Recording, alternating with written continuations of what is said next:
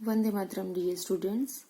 आज हम शुरू करने जा रहे हैं हमारा नया पाठ नंबर 14 बिहू पर्व यानी फेस्टिवल ऑफ बिहू।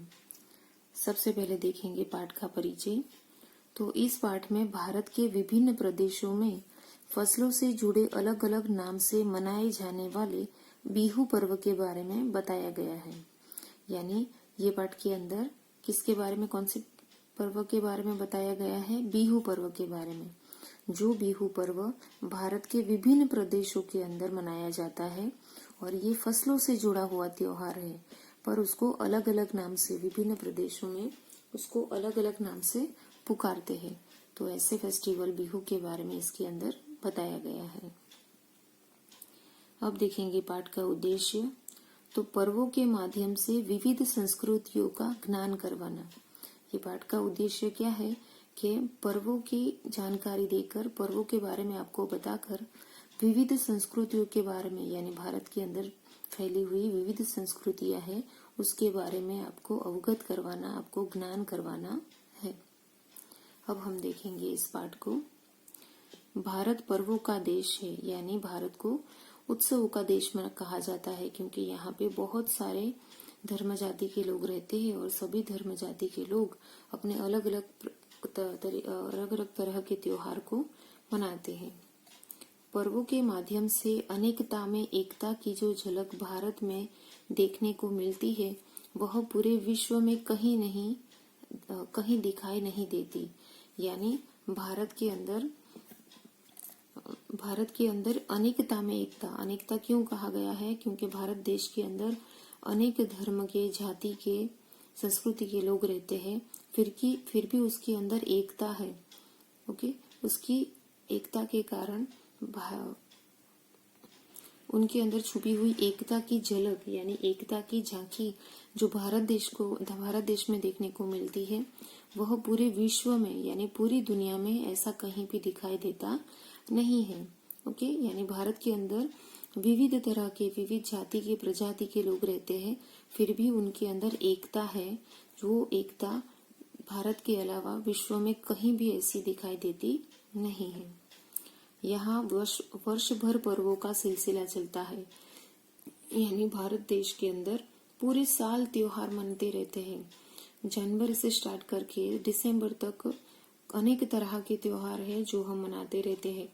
यानी पूरा साल भर यहाँ पर्वों का सिलसिला चलता रहता है। जैसे गुजरात की बात करें तो उत्तरायण से लेके दिवाली तक पूरे साल त्योहारों का सिलसिला चलता रहता है, जिसके अंदर उत्तरायण, होली, गणेश चतुर्थी, महाशिवरात्रि, नवरात्रि, दिवाली, ओके, रामनवमी, ऐसे बहुत सारे त्योहार हैं जो पूरे साल मनते रहते हैं।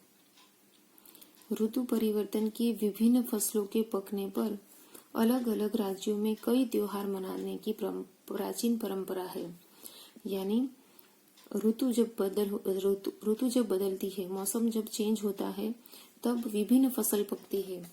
हर एक मौसम के अंदर अलग अलग तरह के फसल पकते हैं। जैसे कि ठंडी का मौसम है तो ठंडी के मौसम के अंदर इसी फसल का पैदावार होगी। फिर गर्मी का मौसम है तो गर्मी के मौसम के अंदर इसी फसल की पैदावार होती है। तो ऐसे विभिन्न ऋतु के परिवर्तन के ऊपर विभिन्न फसलों को पकती है और फसलों को पकने पर अलग अलग राज्यों में कई त्योहार मनाए जाते हैं। और ऐसी मनाने की परंपरा बहुत प्राचीन है। प्राचीन यानी पुराना रीति रिवाज है। फसलों के पकने पर त्योहार मनाने की बहुत पुरानी प्राचीन परंपरा है। असम में मनाया जाने वाला ऐसा ही अनूठा त्योहार है बिहू। यानी फसल पकने पर जो त्योहार मनाए जाते हैं, ऐसा ही असम के अंदर मनाया जाता है। जो एक अनूठा त्योहार मनाया जाता है जिसे कहते हैं बिहू। अनूठा का अर्थ होता है अनोखा या फिर अद्भुत। ओके, तो असम के अंदर ऐसे फसल पकने पर जो त्योहार मनाया जाता है उसका नाम है बिहू। वर्ष भर की 3 फसलों से जुड़ा यह त्योहार वर्ष में 3 बार मनाया जाता है। यह त्योहार साल में 3 बार मनता है, क्योंकि 3 अलग अलग तरह की फसलों के पकने पर यह त्योहार मनाया जाता है। अप्रैल के महीने में बोहाग बिहू जो 3 बार मनाया जाता है, उसके अंदर अप्रैल महीने में जो मनता है उसको बोहाग बिहू कहते हैं। अक्टूबर में महीने में इसको काटी बिहू के नाम से सेलिब्रेट करते हैं और जनवरी महीने में माघ बिहू मनाया जाता है। यानी साल भर में 3 बार ये त्योहार को अलग अलग नाम से मनाया जाता है, परंतु यह तीनों बार मनाए जाने का रीजन फसल पकने का ही होता है। अब देखेंगे इससे आगे। बोहाग बिहू को रोगाली बिहू भी कहा जाता है। यानी जो अप्रैल महीने में जो बोहाग बिहू नाम से ये त्योहार मनता है, उस त्योहार का दूसरा नाम रोगाली भी है। यानी उसको रोगाली नाम से भी, रोगाली बिहू के नाम से भी कहा जाता है। रोगाली का अर्थ आनंद है। यानी रोगाली शब्द का मीनिंग क्या होता है, अर्थ क्या होता है? आनंद, खुशी। तीनों त्योहार में यह सबसे अधिक उमंग और आनंद भरा त्योहार है। ये तीनों त्योहार यानी कौन कौन से? बोहाग बिहू, काटी बिहू और माघ बिहू। इन तीनों त्योहार के अंदर सबसे महत्वपूर्ण त्योहार कौन सा है? बोहाग बिहू। बोहाग बिहू सबसे महत्वपूर्ण त्योहार है, इसीलिए उसको सबसे उमंग और आनंद से मनाया जाता है। ओके, सबसे ज्यादा अधिक आनंद और उमंग से उसको मनाया जाता है। इस समय पेड़ों और लताओं पर खिले रंग बिरंगी फूल पर्व को और भी सुंदर बना देते हैं। इस समय यानी कौन से समय? अप्रैल महीने के अंदर। तो अप्रैल महीने के अंदर पेड़ों के ऊपर नए फूल आते हैं, लताओं के ऊपर जो फूल खिलते हैं वो फूल इस पर्व को और भी सुंदर बना देते हैं। असम में नव वर्ष की शुरुआत इसी पर्व से होती है।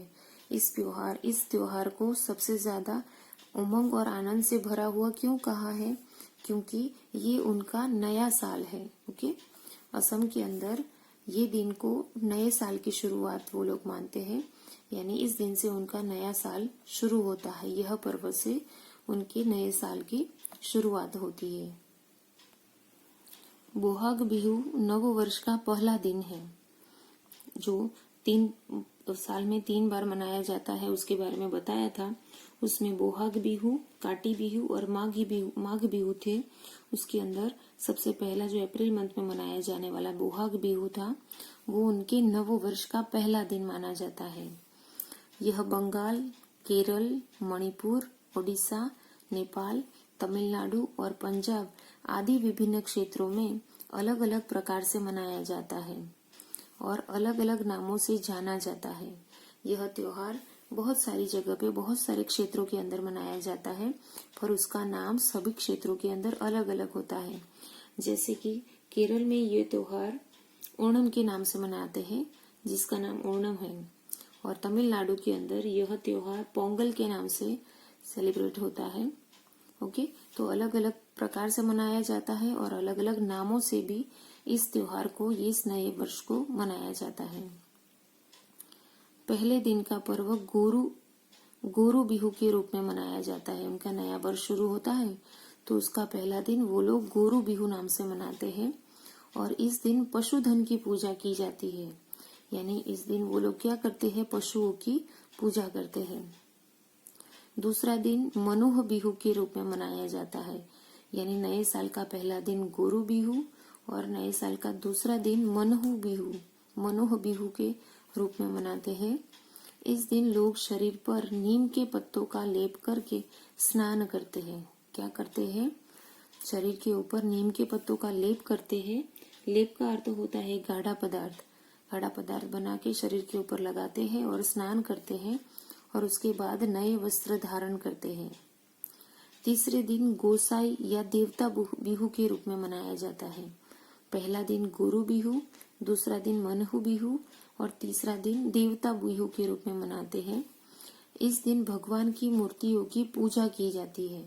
पहले दिन पशुओं की पूजा, दूसरे दिन वो नीम के पत्तों का लेप करके स्नान करके वस्त्र धारण करते हैं और तीसरे दिन देवता बिहू के दिन वो लोग मूर्ति की पूजा करते हैं और मंगलमय नव वर्ष के लिए प्रार्थना की जाती है।